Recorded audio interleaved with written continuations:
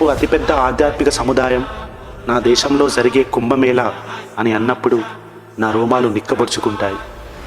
పాశ్చాత్య దేశ ప్రజలు నా దేశం యొక్క సాంప్రదాయాన్ని మనస్ఫూర్తిగా స్వీకరించి ఆ అనుభవాన్ని ఆనంద బాష్పాల రూపంలో వ్యక్తపరుస్తుంటే దేశంలో ఉన్న హిందూ వ్యతిరేకులను చూస్తే ఎంతో అసహ్యం వేస్తుంది.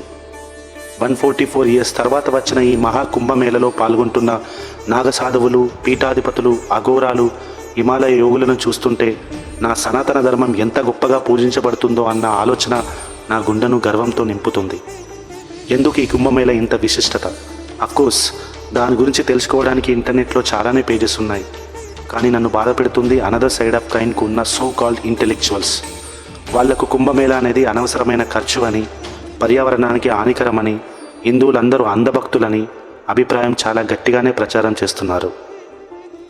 వాళ్ళకు చెప్పాల్సింది ఒక్కటే, నా సనాతన ధర్మం ప్రతి కార్యంలో ఒక scientific reason and socio economic development ఉంది. అది కొంతమందికి కనబడదు. కోట్ల మంది భక్తులు కుంభమేళలో పాల్గొనడం వల్ల సామూహిక మనోశక్తి అంటే కలెక్టివ్ కాన్షియస్నెస్ ప్రభావం ఉంటుంది. దీనివల్ల పాజిటివ్ ఎనర్జీ మనుషుల్లో పెరుగుతుంది. ఇది సైకాలజీ. కొన్ని సైంటిఫిక్ రీసెర్చ్ ప్రకారం గంగాజలంలో లివింగ్ బ్యాక్టీరియా హతమార్చే శక్తి ఉంటుంది. ఇది వాటర్లో ఉన్న వైరల్ ఫేజ్ వల్ల జరుగుతుంది. దానివల్ల కోట్లాది మంది పుణ్యస్నానాలు చేసినా ఎలాంటి రోగాలు రాకుండా వాళ్ళ బాడీ యొక్క ఇమ్యూనిటీని కూడా పెంచుతుంది. ఇది బయాలజీ. కుంభమేళ సమయం గ్రహాల స్థితి ఆధారంగా నిర్ధారించబడుతుంది. ఆ కుంభమేళ నాడు సూర్యుడు, చంద్రుడు, బృహస్పతి ఒకే నిర్దిష్ట రాశిలో ఉండడం వల్ల పున్నమి నాట ప్రభావం ఎక్కువగా ఉంటుంది. ఇది శరీర శక్తిని, మానసిక ఉల్లాసాన్ని పెంచుతుంది. ఇది ఆస్ట్రానమీ. మోస్ట్ ఇంపార్టెంట్లీ ఇది ఖర్చు కాదు, ఆర్థిక వ్యవస్థను బలపరిచే ఒక అవకాశం.